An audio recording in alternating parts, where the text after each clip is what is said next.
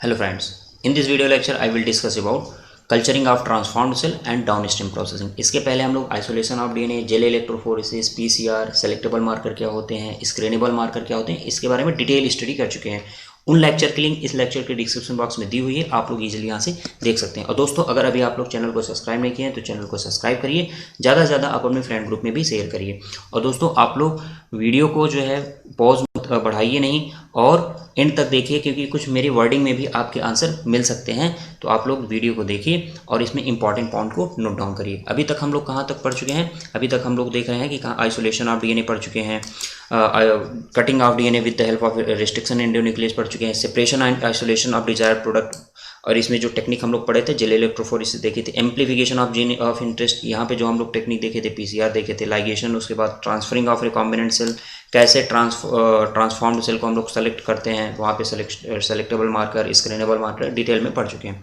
अब हमको जो यहाँ पे पढ़ना है वो क्या पढ़ना है? Culturing of host cell and structure of desired product, जिसको हम लोग बोलते हैं डाउनस्ट्रीम प्रोसेसिंग। ओके, तो आइए स्टार्ट करते हैं। Culture of host cell and obtaining of foreign gene product. अब यहाँ पे फॉरेन जीन प्रोडक्ट क्यों बोल रहे हैं? क्योंकि यहाँ पे हम लोग जो होस्ट को कल्चर करेंगे उसमें हमारा डिज़ायर्ड जो जीन है वो प्रेजेंट है, और ये क्या करेगा? अब ये जब ग्रो करेगा, बैक्टीरिया या होस्ट जो भी होगा वो ग्रो करेगा, तो हमारा जो डिज़ायर्ड जीन है इसमें प्रेजेंट है वो भी क्या करेगा? डिवाइड करेगा और वो प्रोडक्ट बनाएगा। अब एक चीज़ आपको यहाँ पे ये याद रखनी है कि मान लीजिए अगर हम जो डिज़ायर्ड प्रोडक्ट बन रहा है अगर वो अनरिलेटेड स्पीसीज़ में है, तो उससे बनने वाला जो प्रोडक्ट है या प्रोटीन, अगर हम फॉर एग्जांपल अगर वो प्रोटीन है तो उस प्रोटीन को हम लोग क्या बोलेंगे? Recombinant protein. मतलब अगर हमारे पास मान लीजिए ये इंसुलिन बनाने वाला जीन है, इसको हमने कहाँ पे इंसर्ट कराया है? इकोलाई सेल में इंसर्ट कराया है। अब इकोलाई सेल में ये क्या करेगा? अगर ये इंसुलिन हमको मिलेगी, अब यहाँ से अगर हम लोग इंसुलिन एक्सट्रैक्ट कर रहे हैं उसको हम लोग क्या करेंगे? Recombinant protein. इसका मतलब if any protein encoding gene expressed in heterologous host, heterologous मतलब अनरिलेटेड स्पीसीज में अगर हम लोग इंसर्ट करा करके उसको बना रहे हैं, तो उससे बनने वाली जो प्रोटीन होगी उसको क्या बोलेंगे? Recombinant protein. तो रिकॉम्बिनेंट प्रोटीन क्या होती है? ये स्टेटमेंट में अगर आ जाए तो आपको याद रखना है। अब यहाँ पे हम लोग क्या करते हैं? कल्चर करेंगे। अब कल्चर हम लोग देखते हैं क्यों करते हैं। May be extracting the desired protein, या तो डिजायर्ड प्रोटीन जो होगी उसको ऑब्टेन करने के लिए, and then purifying by using different separation technique. अब हम इस प्रोटीन को कैसे जो है क्या करेंगे? सेपरेट करेंगे बाय वो डिफरेंट टेक्निक है उसके लिए। तो यहाँ पे हम लोग कल्चर करते हैं। कल्चर के हम लोग किस लिए करते हैं? यहाँ पे हम लोग डिजायर्ड प्रोटीन ऑब्टेन करने के लिए, या अगर हमको सिर्फ जीन चाहिए तो जब डिवीजन के बाद यहाँ पे हमारे पास क्या हो जाएंगी? बहुत सारी बैक्टीरिया बन जाएंगी, तो हमारे पास जो डिज़ायर्ड जीन है, ये डिज़ायर्ड जीन है, इनका नंबर भी तो बढ़ जाएगा, तो इसको भी हम लोग ऑप्टेन कर सकते हैं, जीन बैंक बना सकते हैं। दूसरा हम लोग यहाँ पे देखते हैं कि इस समय इन विट्रो जो बनाते हैं पीसीआर के थ्रू भी हम लोग बना सकते हैं। अब जो ग्रो होता है होस्ट सेल, ये कहाँ पे होता है? तो हमारे पास जो मान लीजिए बैक्टीरिया है, तो बैक्टीरिया अब ऐसे तो है नहीं कि ओपन इन्वायरमेंट में ग्रो हो जाएगी, तो उसको हमको एक इन्वायरमेंट प्रोवाइड करना पड़ेगा। और जो हम लोग जिसमें हम लोग इन्वायरमेंट प्रोवाइड करते हैं उसको क्या बोलते हैं? उसको बोलते हैं फर्मेंटर। क्या बोलते हैं? फर्मेंटर। क्या बोलते हैं? आपको याद होना चाहिए, fermenter. A fermenter it is also known as bioreactor. Bioreactor क्या होता है? फर्मेंटर क्या होता है? ये अब हम लोगों को देखना है डिटेल में। फर्मेंटर होता है टैंक या वेसल लाइक स्ट्रक्चर होता है। ओके, इसमें हम लोग माइक्रो ऑर्गेनिज्म ग्रो कराते हैं, और माइक्रो ऑर्गेनिज्म ग्रो कराने के लिए जो मीडियम होता है वो प्रॉपर प्रोवाइड करते हैं। पीएच जो है यहाँ पे ऑप्टिमम पीएच, टेम्परेचर, क्या कहते हैं, एयर, ये सारा का सारा यहाँ पे इस वेसल के अंदर मेंटेन होता है, जिसके कारण, इसके मेंटेनेंस के कारण ही अब जो माइक्रो ऑर्गेनिज्म होगा वो क्या करेगा? वो दो चीज़ करेगा। रॉ मटेरियल को यूज करके जो हमारा डिज़ायर्ड प्रोडक्ट है वो हमको मिल जाएगा। मतलब हम लोग मीडियम में क्या प्रोवाइड करते हैं? रॉ मटेरियल प्रोवाइड करते हैं, जिसके में क्या करता है? बैक्टीरिया ग्रो करता है, और बैक्टीरिया ग्रो करने के बाद हमको डिज़ायर्ड प्रोडक्ट बना करके दे देता है। ओके, अब इसका बना करके देने का मतलब यह है कि ग्रो करेगा। फॉर एग्जांपल शुगर है, हमको अल्कोहल बनानी है, तो शुगर बना, इसके लिए क्या चाहिए? हमको शुगर चाहिए ना, तो पहले हम मीडियम में क्या डालेंगे? शुगर डालेंगे, बैक्टीरिया डालेंगे which convert sugar into alcohol. Okay, तब हमको हमारा जो प्रोडक्ट होगा वो मिल जाएगा। तो ये सारी प्रोसेस ओपन इन्वायरमेंट में नहीं होती, ये एक वेसल के अंदर होते हैं जिसको हम लोग बोल रहे हैं फर्मेंटर या bioreactor. It is a chamber in which microorganism are cultured in a liquid medium to produce desired product in large quantity. आपको याद रखना है इन लार्ज क्वांटिटी, अपना जो भी डिजायर प्रोडक्ट होगा वो बन जाएगा। बायोरिएक्टर लार्ज वॉल्यूम, इसका वॉल्यूम कितना होता है आपको याद रखना है 100 to 1000 लीटर तक का जो है ऑप्टिमम रेंज का ये जो है ज़्यादा से ज़्यादा यूज किया जाता है। ओके, अब बायोरिएक्टर क्यों जो है बायोरिएक्टर ही यूज करते हैं, तो ये भी आपको याद रखना है, ये एग्जाम में आया है। Bioreactor provide optimal condition for achieving the desired product by providing optimum growth condition. अब ग्रोथ कंडीशन क्या होगी आपको पता है, टेम्परेचर हो सकता है, पीएच हो सकता है, सबस्ट्रेट हो सकते हैं, सॉल्ट हो सकता है, विटामिन हो सकते हैं, ऑक्सीजन हो सकता है। ये ऑप्टिमम ग्रोथ कंडीशन जो है इस बायोरिएक्टर के अंदर मेंटेन रहेगी, तभी जो है माइक्रो ऑर्गेनिज्म सबस्ट्रेट को प्रोडक्ट में कन्वर्ट करेगा या हमारे डिजायर प्रोडक्ट को बनाएगा। मोस्ट कॉमन बायोरिएक्टर कौन कौन से हैं, स्टायरिंग टाइप हैं। और ये स्टायरिंग टाइप जो होते हैं, क्यों स्टायरिंग टाइप जो है बायोरिएक्टर यूज किए जाते हैं, क्योंकि it facilitate even mixing okay and oxygen availability through out the bioreactor. Steering type का मतलब होता है, यहाँ पे अभी हम लोग देखेंगे दो बायोरिएक्टर हैं आपको। अब स्टेयरिंग टाइप जो होता है वो सिंपल स्टर्ड टैंक बायोरिएक्टर होता है और दूसरा होता है स्पाज्ड स्टर्ड टैंक बायोरिएक्टर। अब ये दोनों जो स्टर्ड टैंक हैं, क्यों स्टरर हम लोग यहाँ पे यूज करते हैं, अब देखिए ये क्या है, मान लीजिए एक रॉड है, इससे क्या लगा हुआ है हमारे पास यहाँ पे ब्लेड लगी हुई है जिनको हम लोग स्टरर बोल रहे हैं, ठीक है। अब ये क्या, इनका काम क्या है, ये जैसे ही यहाँ पे ये मोटर लगी हुई है ना, तो आप देखेंगे जैसे ही ये मोटर क्या करेगी, इसको रोटेट करेगी, तो जो भी यहाँ पे मीडियम होगा वो मीडियम में प्रेजेंट जो भी सब्सटेंस होंगे वो इवनली मिक्सड हो जाएंगे। और आपको याद रखना है कि इस वेसल में जो हम लोग मीडियम लेते हैं वो 3/4 तक लेते हैं, मतलब हमारे पास एक ये जो आउटर ब्लेड है ये क्या होगी, ये मीडियम से बाहर होगी, और इनर ब्लेड जो होगी ये तीनों जो हैं ये मीडियम के अंदर। इनका फंक्शन क्या है, पहले प्लेट का फंक्शन देख लेते हैं। इनका फंक्शन होता है, ये तो इवन मिक्सिंग के लिए हो गई, ये जो ऊपर वाली है जो बाहर है मीडियम के, मीडियम का मतलब जो हमारे पास मीडियम प्रेजेंट है जहाँ पे बैक्टीरिया ग्रो करेगा, ये जो है ये फोर्थ फॉर्मेशन, जब यहाँ पे कल्चरिंग चल रही होगी, फर्मेंटेशन चल रहा होगा, तब यहाँ पे क्या होगा कि फोर्थ फॉर्मेशन होगा, तो उसको ब्रेक करने के लिए क्या हो जाएगा, उसको ब्रेक करने के लिए हमारे पास जो आउटर वाला ब्लेड होता है ये रिस्पॉन्सिबल होता है। ओके, तो यहाँ पे लिखा भी है फोम ब्रेकर, तो ये जो आउटर ब्लेड होती है फोम ब्रेकर का काम करती है। तो कभी अगर पूछ ले एग्जाम्पल में विच ब्रेक द फोम, तो आपको लिखना है आउटर ब्लेड। ओके, अब यहाँ पे देखिए एक तो हमारे पास क्या होता है, एसिड बेस कंट्रोल या हम कह सकते हैं पीएच कंट्रोल के लिए इनलेट होता है। यहाँ पे स्टीम ऑफ स्टेरिलाइजेशन है, यहाँ पे हम स्टीम के लिए एक इनलेट होता है। फिर यहाँ पे हम लोग देखते हैं कि एक आउटलेट होता है, तो आउटलेट से हम अपना डिजायर प्रोडक्ट जो है निकालेंगे।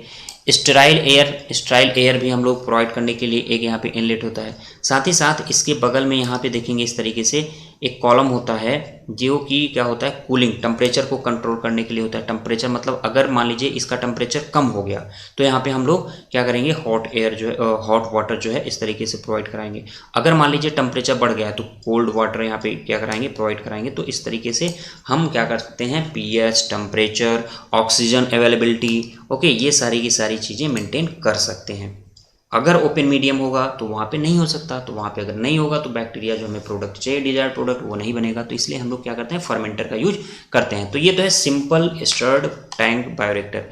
सेम इसी तरीके से दूसरा है हमारे पास स्पाज्ड स्टर्ड टैंक बायोरिएक्टर। इसमें क्या होता है, इसमें मोटर नहीं होती और यहाँ पे किसी भी तरीके की ब्लेड नहीं होती। यहाँ पे क्या होता है, एक इस तरीके से स्पार्जर लगा होता है जिसके थ्रू क्या होती है कि एयर जो होती है, मान लीजिए यहाँ पे स्पार्जर है, यहाँ पे एयर जा रही है। अब एयर क्या करेगी, यहाँ पे इवनली मिक्सड एयर बबल जो आएंगे, यहाँ पे देखो ये है ना, bubble dramatically increase the oxygen transfer area. अब ये जैसे ही बबल यहाँ पे मीडियम में आएंगे तो ये ऑक्सीजन अवेलेबिलिटी को साथ ही साथ बढ़ाने के साथ यहाँ पे भी क्या होता है, एक कंट्रोलर होता है और एक हमारे पास क्या होता है, आउटलेट होता है जिससे हम अपना क्या करते हैं, प्रोडक्ट डिजायर प्रोडक्ट निकाल लेते हैं। तो आप यहाँ पे देखिए, यहाँ पे क्या हो रहा है, ब्लेड का यूज हो रहा है इवन मिक्सिंग के लिए, बट यहाँ पे क्या हो रही है, यहाँ पे स्पार्जर का यूज करें, इसीलिए इसको बोलते हैं स्पाज्ड स्टेरर टैंक।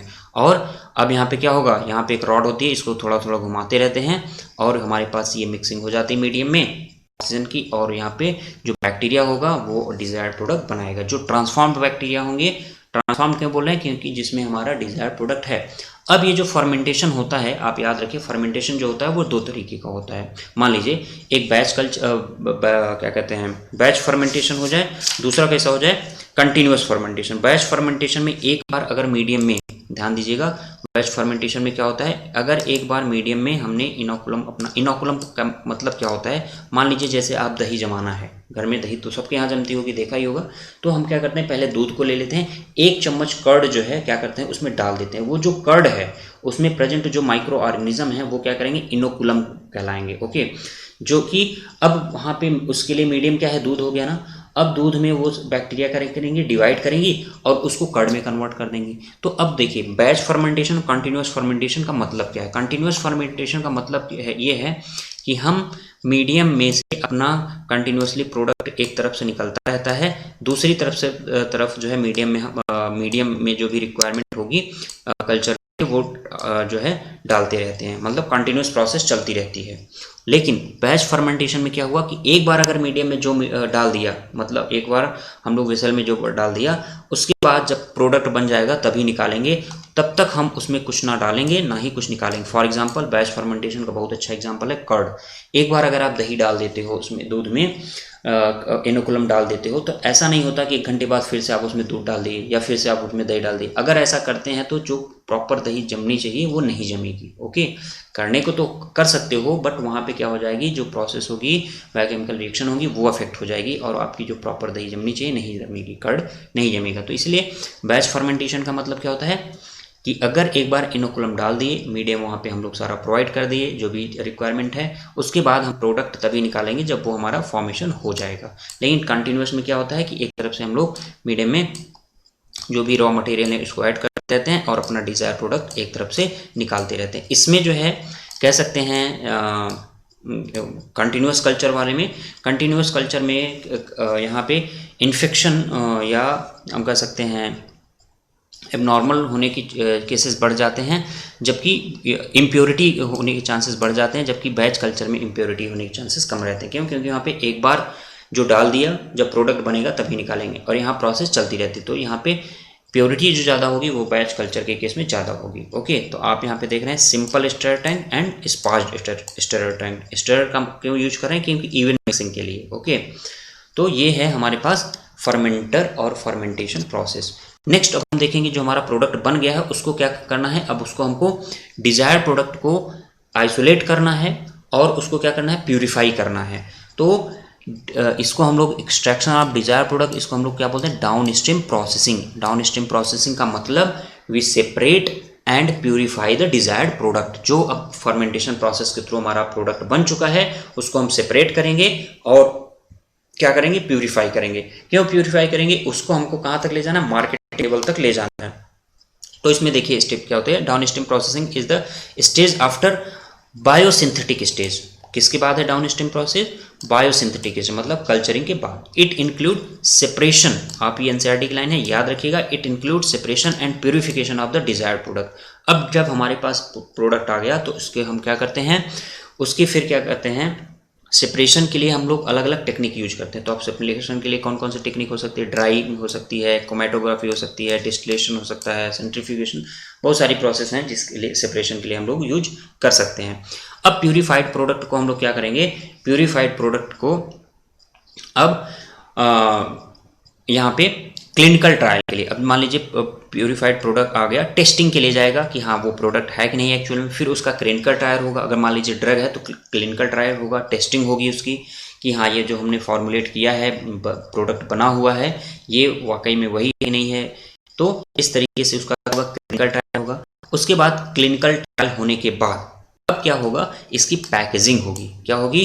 पैकेजिंग होगी और मार्केट लेवल में उतारा जाएगा। तो यहाँ पे जो हम लोग देखते हैं डाउन स्ट्रीम प्रोसेसिंग और क्वालिटी कंट्रोल टेस्टिंग है, ये प्रोडक्ट टू प्रोडक्ट वेरी करती रहती है। मतलब जैसे अगर कोई ड्रग वगैरह है, मेडिसिन वगैरह हैं, तो ये क्या होंगी, अलग अलग पॉपुलेशन में, अलग अलग एरिया में पहले टेस्ट कराई जाएंगी, उसके बाद तब जो है मार्केट लेवल पे ले आई जाती है। तो आप लोगों को डाउन स्ट्रीम प्रोसेसिंग बस इतना याद रखना है, ये बायोसिंथेटिक के बाद की स्टेज है। इसमें सेपरेशन, प्यूरिफिकेशन डिजायर प्रोडक्ट का इंक्लूड होता है। अब यहाँ पे इसके सेपरेशन के लिए हमारे पास कई टेक्निक हैं, जैसे ड्राइंग है, क्रोमेटोग्राफी है, डिस्टिलेशन है, सेंट्रीफ्यूगेशन है, ये सारी प्रोसेस हैं। उसके बाद हम लोग जो फॉर्मुलेटेड प्यूरिफाइड प्रोडक्ट है, फॉर्मुलेटेड विथ सुटेबल प्रिजर्वेटिव, उसको हम लोग प्रिजर्वेटिव वो डिस्ट्रॉय ना हो, प्रिजर्वेटिव यूज करेंगे अगर ऐसा प्रोडक्ट है तो। अब और उसके बाद अंडर वो क्लिनिकल ट्रायल के भी मतलब अलग अलग टेस्टिंग, अगर मान लीजिए कोई मेडिसिन है तो अलग अलग एरिया में कि अलग अलग ग्रुप के ऑर्गेनिज्म पे हम लोग उसको पहले टेस्ट करेंगे, तब जो है मार्केट लेवल पे ले आएंगे। तो यहाँ पे आपको ये भी याद रखना है कि अलग अलग प्रोडक्ट के लिए डाउन स्ट्रीम प्रोसेसिंग और क्वालिटी कंट्रोल टेस्टिंग जो होती है वो वेरी करती है। तो इस तरीके से दोस्त आप लोग देख रहे हैं कि आपके कॉन्सेप्ट कैसे क्लियर हो रहे हैं। अगर आपको कोई डाउट हो तो आप कमेंट बॉक्स में भेज सकते हैं, और ज़्यादा से ज़्यादा चैनल को आप लोग अपने फ्रेंड ग्रुप में भी शेयर करिए और सब्सक्राइब करिए। Okay, thank you.